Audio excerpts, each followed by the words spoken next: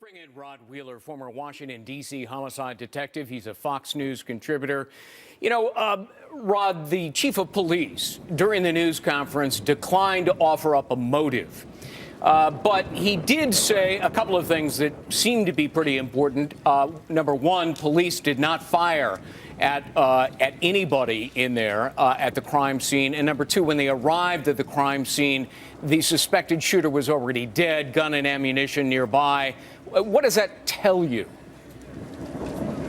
Well, the reason that they cannot establish a motive up to this point, Greg, is because they're trying to determine exactly who the shooter is and whether or not there's another crime scene possibly. You just never know in these types of situations. Oftentimes in active shooter situations, there is another crime scene. Maybe this guy's home or something like that. So they're trying to determine that. They also are trying to determine the identification, Greg, of the other individuals that were killed in this situation. So it's kind of early. This situation is still very fluid.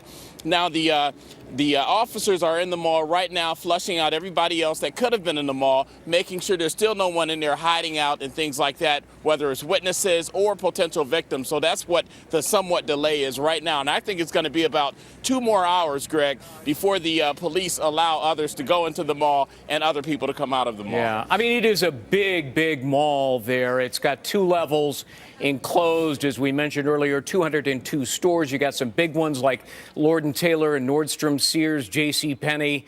And so there's a lot of area, a lot of square feet to cover.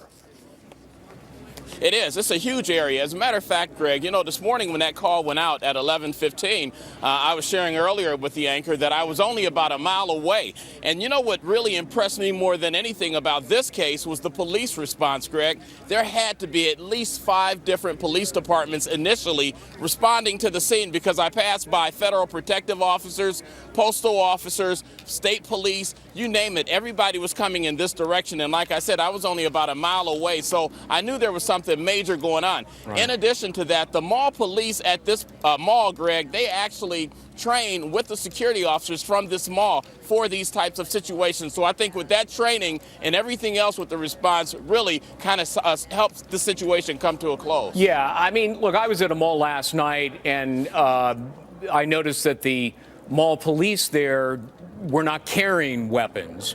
But are some in malls allowed to carry? I'm sorry, what was that, Greg?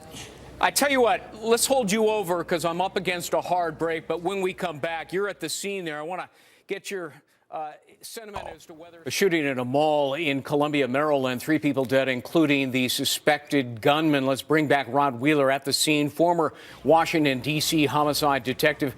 Now, Rod, before the break, I was wondering the extent to which, and every mall I'm sure has different rules, that their own law enforcement system, the so-called mall cops, are allowed, some of them, to carry or not. That's right, Greg. Well, actually, more and more malls across the United States are allowing security officers to carry weapons. Now, in this particular mall, I'm not exactly sure. Now, I go to this mall pretty regularly. I don't live far from here. And I can tell you, I don't recall seeing the security officers carry weapons, but I can tell you that the Howard County Police Department always has at least 2 to 4 officers stationed in the mall. And I think that added to the quick response of the police department this morning. But I can tell you, after situations like this, after the shooting that we had at the Pentagon City Mall a couple of years ago right here in Washington, more and more malls are allowing officers to carry weapons. Yeah, and, one of the other things that they want to look at as they go through each and every one of these 200-plus stores is to find anybody else who might be injured, even incidentally. We know that one individual was taken to the hospital having had a seizure in all of this. Another person, we presume, running away from the gunman sprained an ankle. So, I mean, you can have some secondary injuries associated with all this, and police have to look at that as well.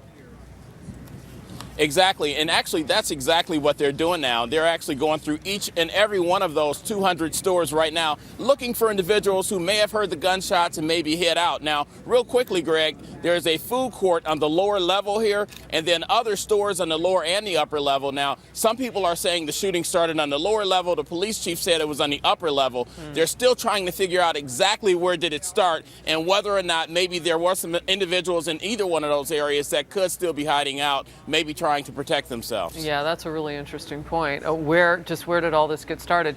You know, I'm wondering, and Greg and I talked about this in the quick commercial break, will we ever get to the point where they do at some nightclubs, they put in metal detectors if you want to get through the mall? I mean, they do this in some cities and countries around the world.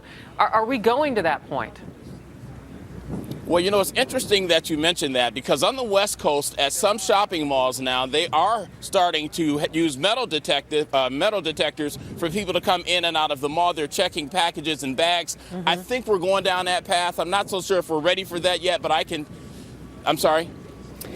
Well, Rod, thank you very much. Yeah, it does look like we're going down that road, doesn't it? More and more protection and security measures at locations that are vulnerable, like shopping malls. Rod Wheeler on the scene in Columbia, Maryland. Rod, thanks so much. You were about a mile away when this thing happened, and you were Johnny on the spot, and we really appreciate it. Thanks very much.